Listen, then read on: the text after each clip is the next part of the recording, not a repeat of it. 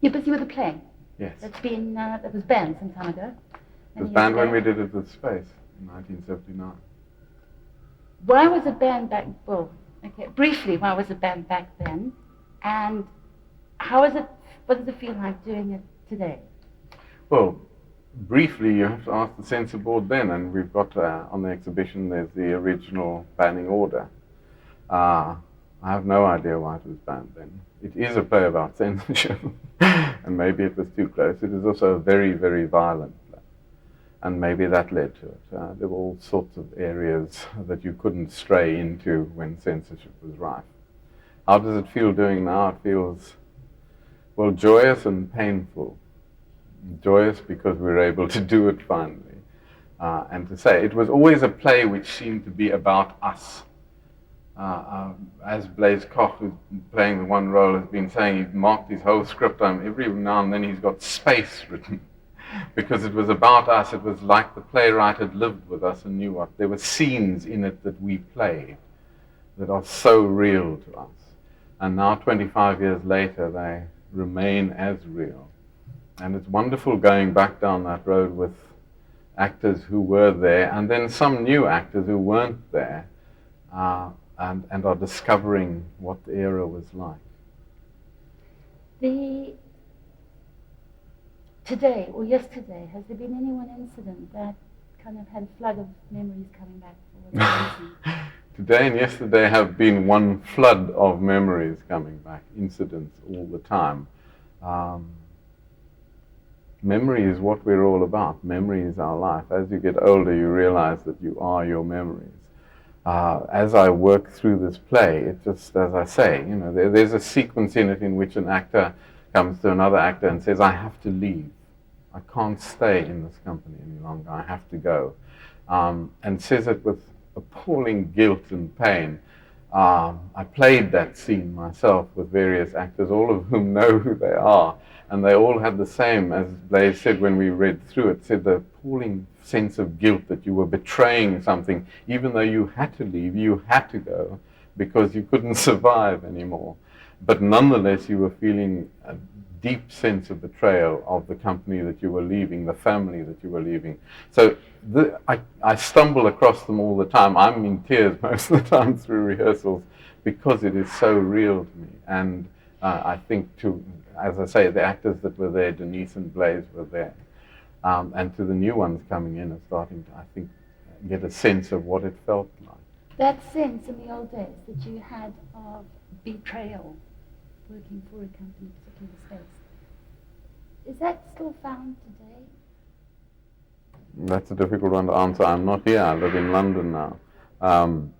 I know that any company that starts working from a sense of principle, and there aren't too many of those, unfortunately, where people are gathered together because they want to say something, because they want to tell a story that they believe in. If you leave that, there is inevitably a sense of betrayal.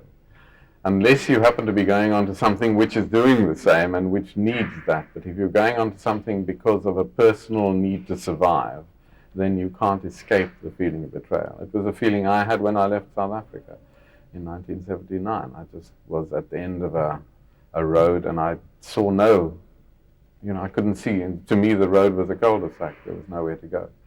And I left with that sense of betrayal of a country. And I was absolutely overjoyed, delighted, are two great understatements of how I felt when the whole system changed. Because I didn't think it was going to change anywhere near as fast as it did. And I am overwhelmingly grateful to whoever did that, whatever force created that.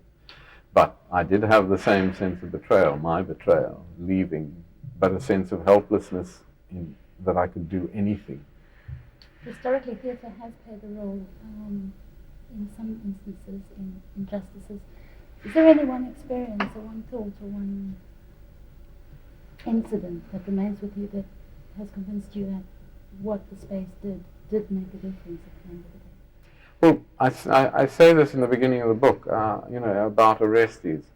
I teach young actors now, and I always start off with them by saying, it's no use saying to me, theatre can't change anything.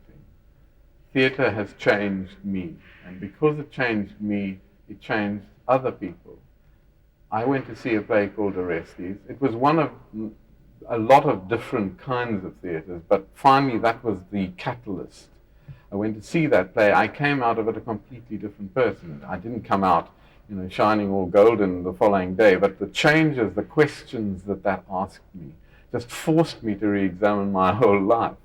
And in doing that, I arrived at a stage where I wanted that sort of work to continue and realized that nobody was going to help it continue unless I did it.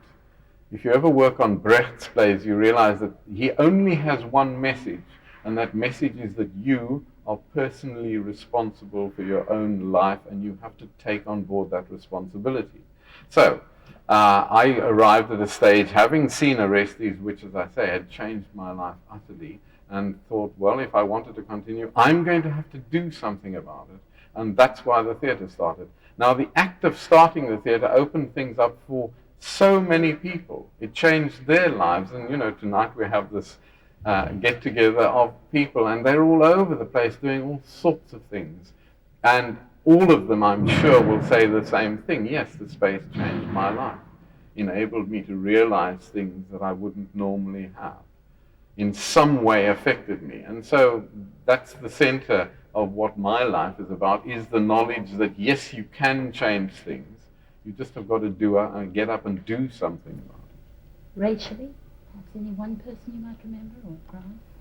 Oh, no, there's so many people. I mean, John Carney and Winston and Chawner, who were, respectively a teacher and a worker in the Ford factory when they first came to the space on Athol, as two, in that sense, amateur actors, but they were doing part-time work and were able then to start off with Sizwe Banzi's did on a professional basis, and obviously that changed their lives enormously.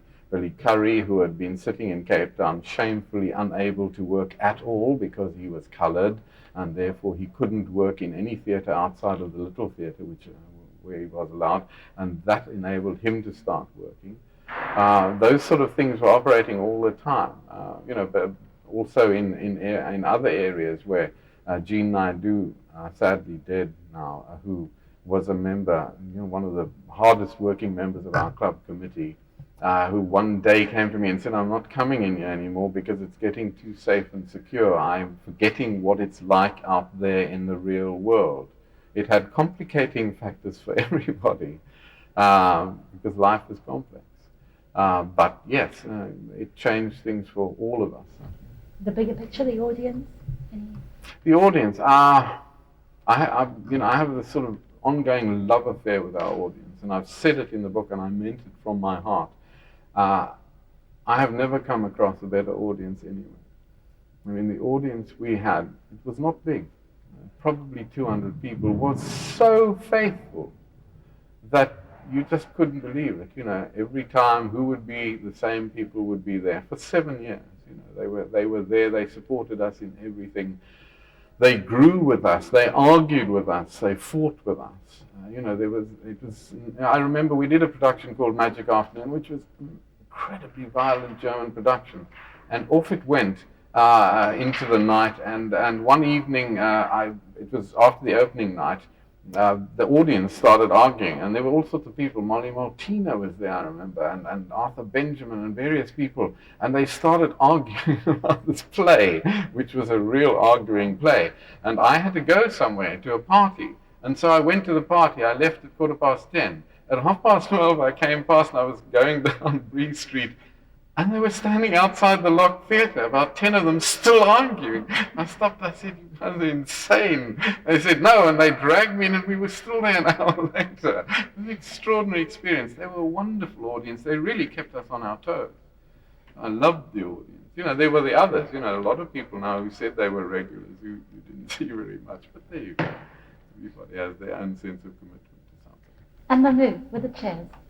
Oh, the move with the chairs. Well, that was just because we were, I said in the book, I was totally honest, we were the biggest cons of the 20th century. We had to get those chairs down there. And they are not easy to shift, so we thought the easiest way is to get the audience to carry them. And they did it with great good humor. got themselves in that picture, all of them sitting in Long Street. Hopefully, as I said, they were a lovely audience who went along with the con wonderfully. Right. Getting started. What was one of the main memories for you? Very briefly, something about the early days before you got the first building, maybe.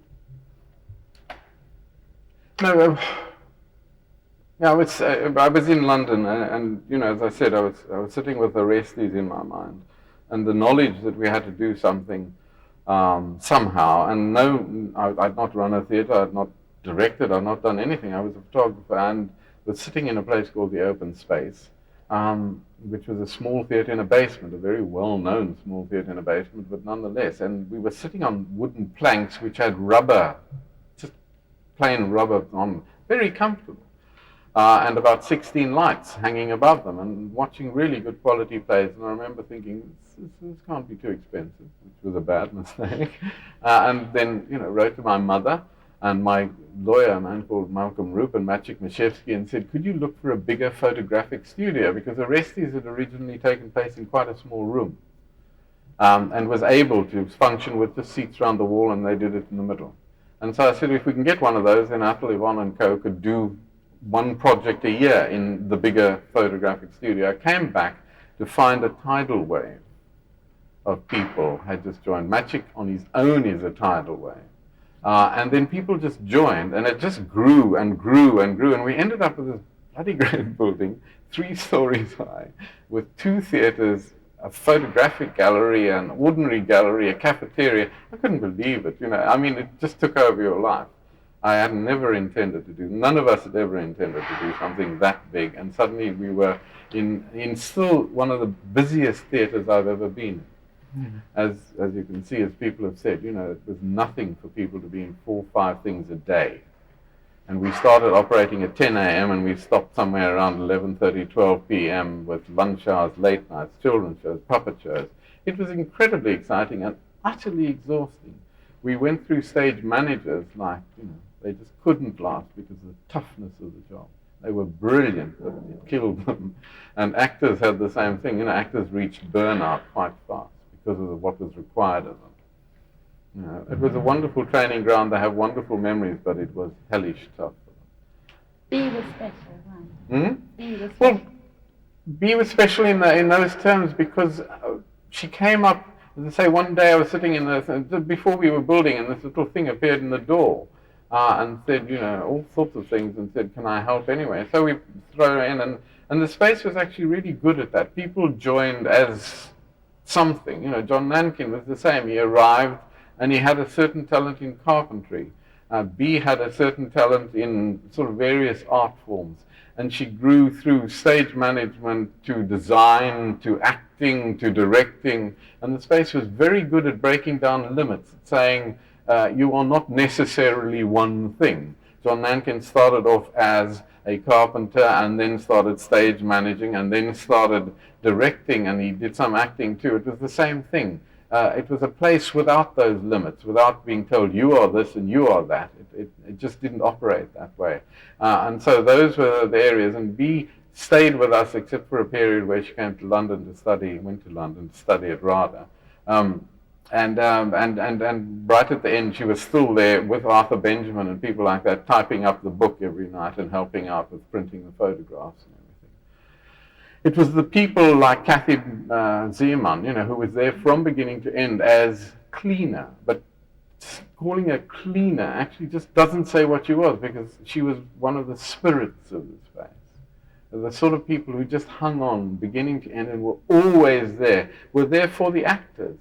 The actors were wonderful and so on, but there was an underground of people who kept that place afloat through their commitment. Moira Fine, who kept the place alive financially. My mother, who nearly killed all her health by the amount of work she did. That's a favorite story of mine. It really is. We were rehearsing for a play which was opening the following day, and I was doing that, and I drove her home, and she'd said, oh, don't worry, I said, I'll catch the bus if I need to, and she didn't. She just sat there. This went on and on as texts do, and at 1:30 in the morning, the phone rang in the office. My mother picked it up, and somebody said, could I book a seat for Saturday night And she said, yes, okay, and took the booking. And afterwards told me about this. I said, is there another theatre in the world you can book a seat at 1:30 in the morning? Actually phone and think you can get it. So all of those people were special. All of those people were the space. As I said in that intro, it was always people that kept it alive. The first play, if I just set us on the course for the first play. Well, the first play was actually always going to be People Are Living There, because we'd asked Athol to do something and he'd said no. And we'd started with People Are Living There because we needed to earn money. And People was always a vastly popular play, and had never had a second run after its initial run at Capab, which was sold out in a 3-week run and became fairly legendary in its own right. So we thought we'd do that, but Athol didn't want to do that. And then I think sort of started thinking, when he saw how serious things were getting, because neither Athol nor Yvonne ever thought it was going to work. I think they were just humoring me.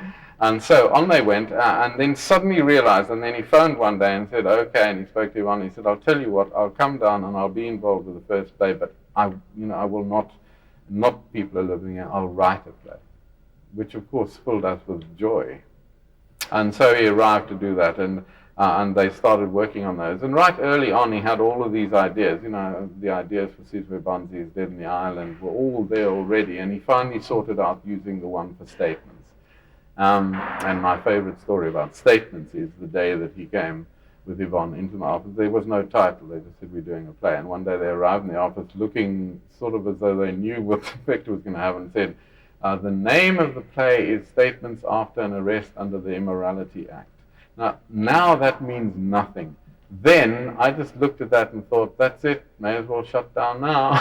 We can forget about it. When we put the posters up, we would put it up in a shop and we'd come by 5 minutes later and it was gone. Nobody wanted that poster in their shop. And I just thought, that's it. And when I told the fundraising people there, they just went absolutely white. Like Statements After an Arrest Under the Immorality Act. But, we had lots of those, especially on the night before opening. Athol decided that the play wasn't working. So he threw out what little set we had, threw out the lighting, threw out everything, and prefaced the whole thing with an endless quotation from Genesis. And then fortunately went back to the play. He was always, and that taught me an awful lot about theatre, and how it doesn't matter how late you are, if it's got to change, it's got to change. The space taught me so much. That did sort of leave you somewhat paler when they did inform you. There was perhaps a change coming up. Well, it was the first of the great shocks. I had lots more, and I got more and more used to shocks as the time went on. Directing, you? I never wanted to be a director. I never thought I could be. I'd sat in a rehearsal room with Athol as a photographer and watched how he worked. And Athol still, for me, especially in that area from about 68 through to 72, 74, when I was really intensely involved, I have never ever seen a director work at a higher level with actors than he did. And it also taught me an awful lot of things about direction and about the world, because to the best of my knowledge, Athol never ever received an award for direction, which just tells you what people who give awards look for, because he was the greatest director, and every actor that worked with him would tell you that. What he brought out of them was extraordinary. So I'd sat in and watched that, and when you sit that close to it, you think, I can't do that. So I didn't think. And then one day we were going, I've got to remember this, we were going to London for a holiday, and it was after the end of a year and a half of really intense stuff, and we were both exhausted, Yvonne and myself, and we had to have a play. And we'd asked every director in town, and nobody was available. And I was just sitting there saying, we've got to cancel, I don't know what we're going to do. And Yvonne said to me, well, why don't you direct something, a comedy? She said, you laugh very easily. I'm a great audience. It's the one thing I'm really great at, is I'm a wonderful audience. That you laugh very easily, why don't you direct a comedy? And I said, I can't direct. She said, no, it's not as difficult as you think. And I'd just been reading What the Butler Saw, a Joe Orton play, and had been roaring with laughter. So I thought, oh, well, I'll try this. And I had a wonderful cast, Bill Flynn and Jackie Singer and Philip Boucher and Marilyn van Rijn and Ronald France. They were all in it, and I'm probably leaving somebody out. Chris Prophet was there too. And it set off. And I spent 4 weeks in a rehearsal with them I was rolling around. They were so funny. They were the funniest bunch I'd ever. I can't remember directing anything. And then the opening night, the lights went up and the audience fell about screaming with laughter. And I thought, oh, this is really easy. And then I directed comedies for a while. And it was when I hit my first serious play that I realized what a director does. And that's been a long journey for me. I'm not actually a director because you have to be obsessive to be anything. I'm an obsessive teacher. But I direct, I can. The people that you're working with at the moment, you've worked with some of them in the past. What have you perceived as perhaps the one change that has left you perhaps wondering or sad or happy about them, the people? Well, what made me very happy, and this time it happened to me before, was that I don't underestimate the difficulty of living in South Africa at this time. I know what it was like in '79 when I left, how I felt. I felt as though I was sitting in the middle of a very dense wood and could see nothing but this wood around me and trees, no view. And I felt, and I needed the perspective of being somewhere else. And when I come back, I can see people here also don't have that perspective and don't quite realize what has happened to this country, which people outside are gobsmacked about. They just think, wow, isn't that incredible? What a lot of hope people have. And of course, people inside the country just see all the day-to-day problems and all of the things that are coming up, quite naturally, and are not quite seeing that. So, but when I came, some of the time when I came back, I found that a lot of people here had atrophied. They'd sort of died.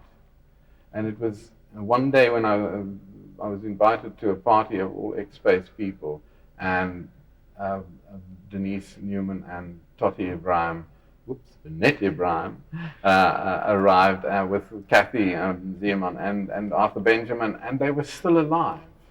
I remember looking at them and thinking, wow, this is wonderful. You haven't died off, you haven't gone petrified, you haven't turned to stone, you're still alive, still working, still battling, still fighting, and that was marvelous. The other really extraordinary thing that I've just been finding out in the last 2 days, yet again was something that I knew but had not been thinking about that hard, was in Britain where I work, and I work now with young students, my constant battle is attempting to get people who have spent their life being emotionally deadened, killing themselves off emotionally. That's where the stiff upper lip comes from. There's this no feeling of it. My constant battle is to get them through that and enable them to express their emotions. And on the first day of rehearsal here, I just suddenly realized and remembered how easily South African actors just are able to go with that. That's a great blessing. And it cuts an awful lot of time off a director's work if you don't have to be battling with the actors who do not want to show any form of emotion on the stage. You put that down to? It's down to a country which is open, has sun shining, has it's now 30 million people in a large area of space, as opposed to a tiny island in which 80 to 90 million people are crammed up against each other and can't speak loudly, can't do this, can't, and they're at the end of a long cycle. As a nation, as a civilization, they're at the end of a cycle, and that cycle has led to sort of constipation, coagulation. It's a strange area, and the young people are still available. You can get that sense out of them. You can get them to reunite, but there is a sense of no hope. Briefly, you've been rescued by Peter Dirk Eggs from time to time. Well, it's worked both ways. I mean, Peter, but for the space, might still have been in Britain having a film career. And it was only when he came out here and walked in to do a holiday and happened to come in to say hello to us, and we were waiting with script in hand, and he was on the stage 2 days late, much to his shock and horror. And then it just went on from there. And Peter, has sort of grown through that area as we grew through it. The space always had the symbiotic relationship with the people that were coming into it. So, in the early days, I mean, I had some wonderful experiences with Peter, and you need to speak to him because he's much funnier about them than I am. I mean, his show, actually, I gather, which I'm seeing tonight. He filled one night in, playing a role for a lady. And Madeline van Reenen, yes. Madeline got ill twice, and the first time around Peter played. It was in Superman, and she was playing some sort of dolly bird, and they were all in the background, she and Jackie Singer. And they had to fill in. So Peter ended up in her costume with 2 socks stuck in his, as boobs, and they had this big sort of roll around. At the end of which, just before interval, Peter's left boob was sort of sitting up on his shoulder, and the audience were absolutely, well, can't say it, but themselves around the ground. It was really fun. A moment with Bull Tanner, I believe he shouts at the audience from time to time. Oh, Bull was great. He was terribly acerbic, which is another word for aggressive when he was fighting. He was a real fighter. And after Sweet Eros, we instituted these question and answer things. The audience could ask questions. And Bull, who got himself a little bit over the odds with 1 or 2 pints, and wasn't looking forward to doing this, arrived and instead of allowing the audience to ask questions, got into a real fight with them. It's all part of the great fun of this place. Awards won by Space Productions and Space People. Yes. Which few remain with you for whatever special reason? Difficult to remember some of them now, because awards, because I know, as I say, Athol never got an award. So I sit and think, what are awards worth? Well, they're worth publicity, etc. So I have this tendency to not quite remember most of them, but I think one of my favorites was Hilary Gasson. Hilary, we were told by people that knew when she was at drama school that she was no good as an actress, and that they didn't understand why we wanted to take her. But we did take her, and she was with us for a year and a half, and she won awards for 2 of her performances in that year, Glass Menagerie, and I can't remember the other one at the moment. And that was a favorite thing, just watching people conclusively proved wrong in public about their feeling about an actress who was actually a very, very good young actress. Pipe in one hand, cigarette in the other. Well, that was Sizwe Banzi's Dead, the first picture, and that came up very early. It caused sort of one of the, well, it wasn't so much a trauma because by that time I was really getting used to it.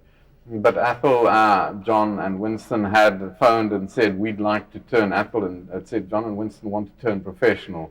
And we've tried to figure it out. And if we had you down here, Phoenix Players in Joburg and Mad in Durban, then we could probably just about equal the salaries that they're currently earning if we had specific runs. So we want to try a start, and they're going to go professional, they're going to give up their jobs. And so we arranged a specific night, and I think it was November the 18th of October, I always get that one wrong, but of that particular year of 1972.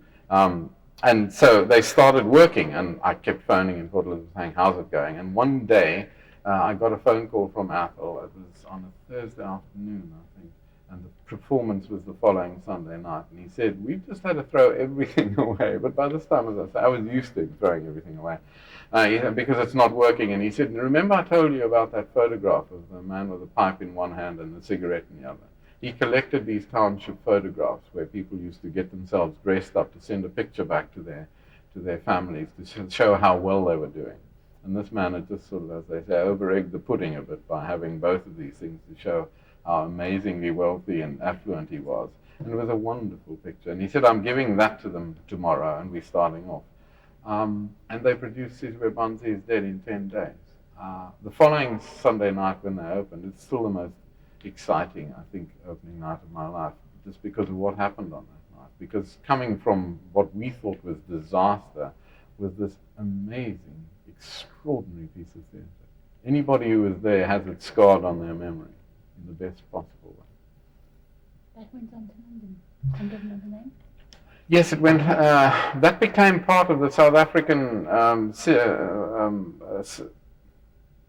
What was it called? The South African season of plays at the Royal Court, which were all our plays. Sizwe Banzi, The Island, which when we did it was called Die Hodosha Span, because we couldn't call it the island because you couldn't say anything about Robben Island. So we had to call it by this weird name, which has its own explanation. And then with statements and Sizwe Banzi, it was well, they first invited statements to the Royal Court. And when they saw that, Donald Howarth, the British playwright who'd been working out here and had been at that opening night, had said to them, "You have to see this play, it is wonderful." So they invited them all three over, and they had this season, which is still one of the biggest sellouts that the Royal Court has ever had. You know, they were just full all the time. And the three were? Sizwe Banzi is dead, Statements After an Arrest under the Immorality Act, and The Island. You make references to your lack of financial talent, business talent perhaps, and also you kind of laugh at yourself from time to time in terms of the choices or your thoughts of plays and then how they actually do turn out at the end of the day. Has any of that changed for you today? Not at all. I'm still exactly the same. I still do my financial work by adding it up on an envelope and saying this much I have, that much I've got to spend, which seems to me terribly sensible. And it seemed for me to work throughout the time of the space, though it did drive any accountant up the wall, including my poor mother who had to cope with all the stuff. On the other side, plays. Well, the wonderful thing about life is that we all like different things. So you fall in love with somebody, and if everybody in the world fell in love with the same person, it would be a very boring world. We like different things, and sometimes plays came my way. Reading plays is an art form in trying to figure out what the hell's happening, because sometimes you look at the page and it doesn't tell you what's happening. If you read a Chekhov, you know, he seems to be talking about the weather, and then you get to play it and you find out that he's talking about the most extraordinarily profound human pain underneath the weather. And it's you have to learn that, and it's by exposure to that. So I made a couple of real corker mistakes. You know, I mean, Cello's story, I really didn't want to do. Poor old Peter tried it so many times, and then he finally took it to other theatres, and then one day he got me by, as they say, the short and curlies, because the play fell through and we had no choice. And he said, "I've got the play which suits this." And I thought, yeah, it's Cello's story again. And we did it, and of course it was one of the all-time great successes. I make no pretense to being infallible, I'm afraid. The Pope maybe, I'm not. Offenders was another one. I just didn't see it as a play, and it worked wonderfully. In March 77, I think it was, there was a budget, 19,000 a month. What sort of budgets did you start off with, and what sort of budgets were you looking at the end of the day? This won't take long. 2 minutes time. Budgets were all the same. It never cost, you know, I only think of in terms of a year thing. Towards the end it was costing us 100,000 Rand a year to keep it running. That's what we had to get from box office and or donations. And we used to get between 70 and 80,000 from box office. And then Moira Fine and her unbelievably hard-working club people had to dredge up the rest from all sorts of weird and wonderful fundraising things. And that was it, and that was why we closed, because 100,000 Rand in 1979 was nothing. 100,000 Rand in our first year, we would have really been able to work, but the money just ran out on us. Television killed us, the oil crisis killed us, and tiredness on the part of the people that had been there for a long time. Roots are a strange thing, and when I left I ripped up my roots, and it was ripping up. To leave South Africa was just an extraordinarily hard experience, and I went to live in London, and over 5-6 years the roots slowly grew back in there, and I started finding a position in that society. Two of my stepdaughters live there. I have 4 grandchildren there. I've got a stepdaughter, and 3 grandchildren here, but there are 4 over there. And I found a position for myself which fills in with what I like doing, and it's a position in which I can do what I want to do, which is create, hopefully, people that can change through theatre. And so in that sense I'm happy, but I am constantly torn. I just don't know what a position here would be. I don't know what I have to give. I don't want to, you know, I can't come back as some sort of gracious lord coming back with gifts. It's not that sort of thing. I don't think that to a large extent, there is a position for me in the society, much as I would love there to be, because just coming back to Cape Town, always my heart breaks. I love the city so desperately. Perhaps as an audience or director, whichever, that particular play, you said there was some final lines in it that from which you went to life. Can you share that experience with us? Yes. When I first got the play, it had this final sequence, and I didn't begin to understand what it was about. And I said to Yvonne, "What's this about?" Because when we got the play, the first act was almost written, and the second act was sort of a description of scenes, and then this final scene. And she said, "I don't know, we'll find out." So she went off to rehearse, and I came back after the first day. I said, "What's it about?" She said, "I don't know, we'll find out." And they rehearsed in Port Elizabeth. I came back to Cape Town. They kept rehearsing. They arrived back. I kept saying, "Do you know what the scene is about?" She said, "Nope, I don't." And she arrived down, and they opened, and I said, "Do you know what the scene is about?" And said, "Nope." And this kept going on. And I went in to see it the first night, and they played the sequence. And at the end of it, I still didn't know what it was about. And what's involved is that Dimitar has betrayed his niece in the first half, and she hangs herself at the end of the first half. During the second act, he has exiled himself with one old retainer, a woman who looks after him, and he's sitting out sort of in a sense doing, blaming himself, trying to live his redemption. The last scene involves her ghost coming back and asking him, and talking to him and teaching him the lessons of life. It then taught me one of the great lessons of my life, which took me a long, long time. It took me time, and that's the one thing I've learned about theatre, is that you can come away and an evening you don't know what it was about, and sometimes years later you suddenly realize why you were taught that lesson, why something said something to you inside. And so what happened here was that what she does is she says to him, she first teaches him to juggle. Now this is done by the actor without any juggling balls, but he's sitting juggling, which is the give and take with the same motion.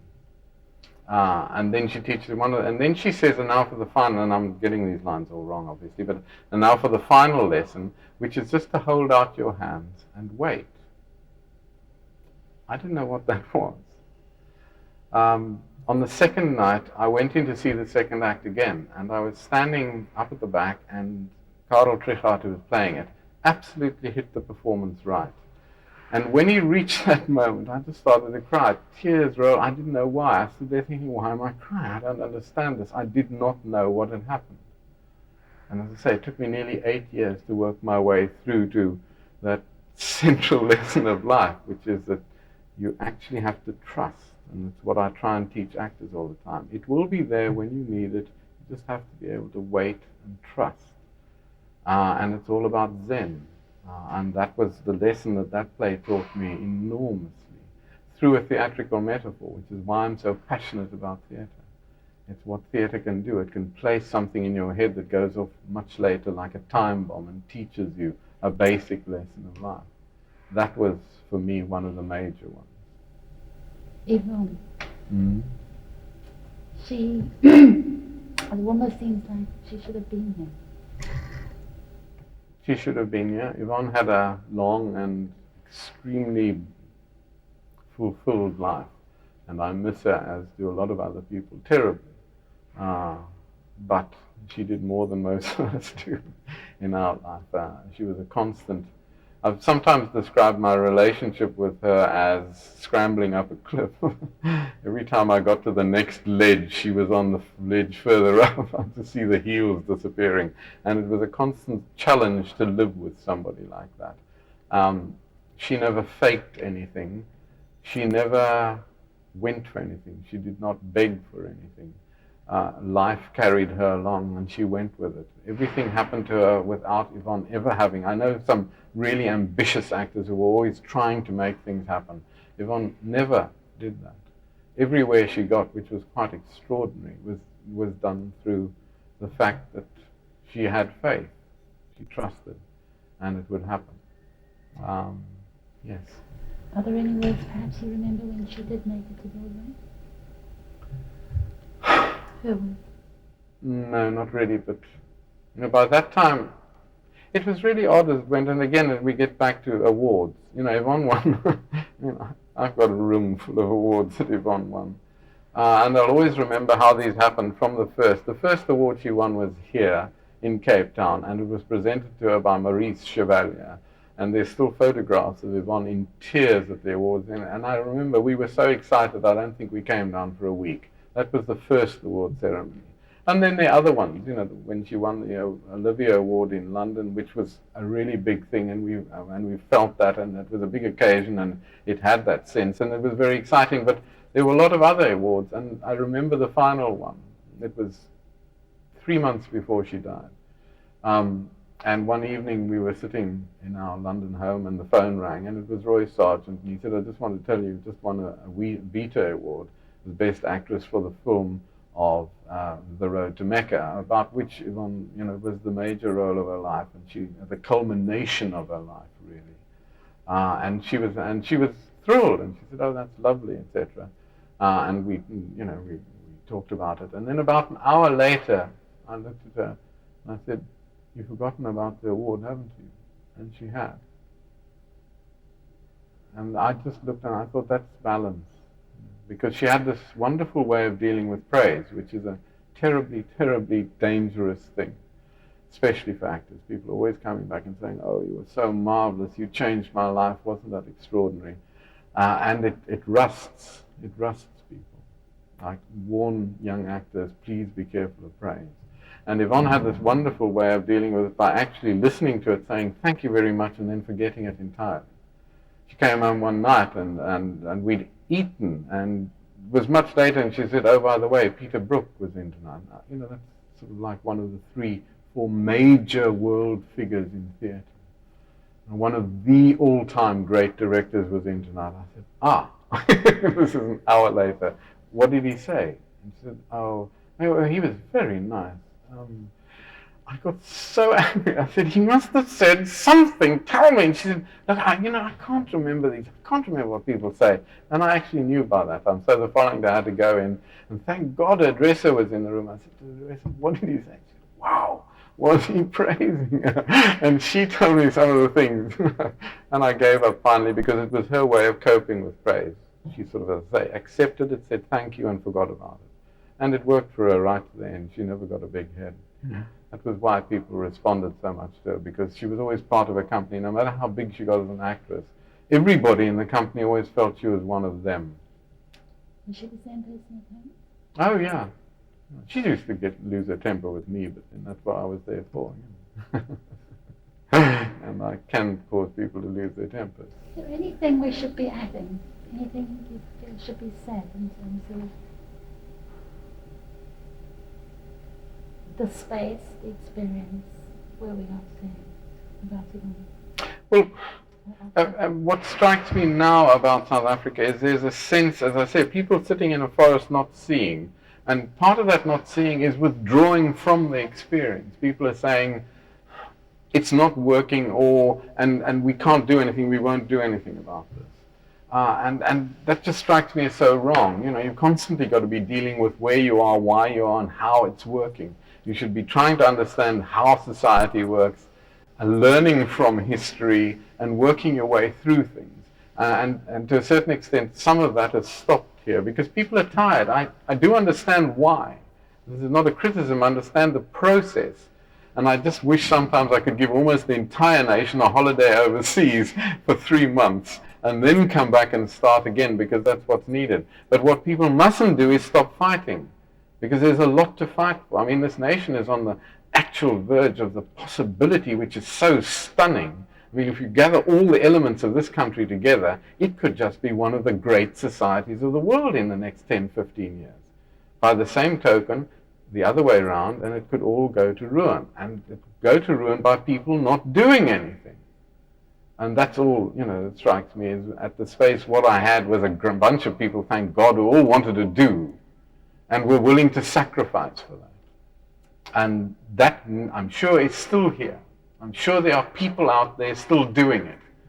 but they need to sort of get together more, they need to combine, they need to become a whole, rather than sitting in their various little corners talking about it.